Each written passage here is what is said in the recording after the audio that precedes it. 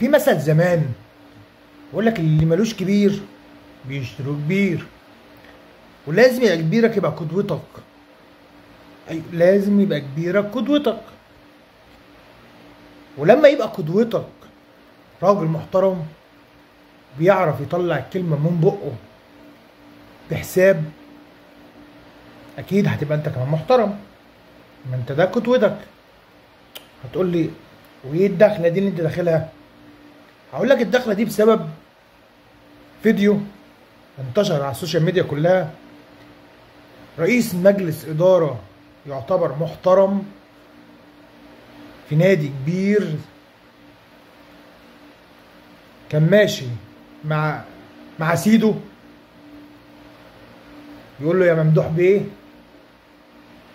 ويقوم شاتم يقول له انت احنا مش هنتصور مع اي حد وما نتصورش مع الاهلاويه اولاد اقل اهلاوي ليه كرامه عنك، اقل اهلاوي محترم عنك.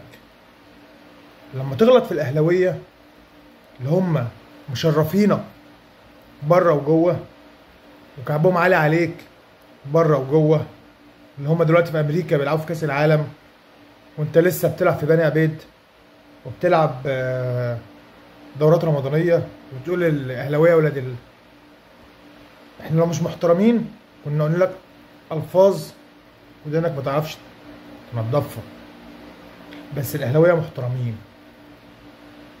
فاخواتنا يا زملكاويه لما ده يبقى عضو مجلس اداره عندكم، انتوا عاوزين ايه؟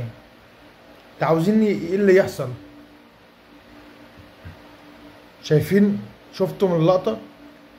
اجيب لكم الفيديو، هجيب لكم الفيديو وانتم ابقى علقوا عليه. سلام.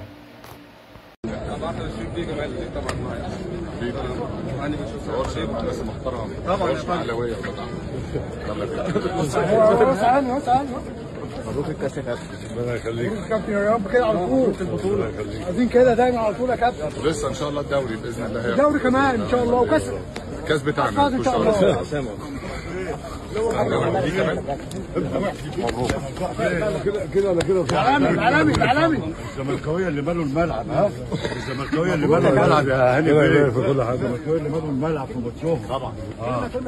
بنحبهم، احنا بنحب طبعا. ايوه طبعا، بس عايزين عربيتنا طيب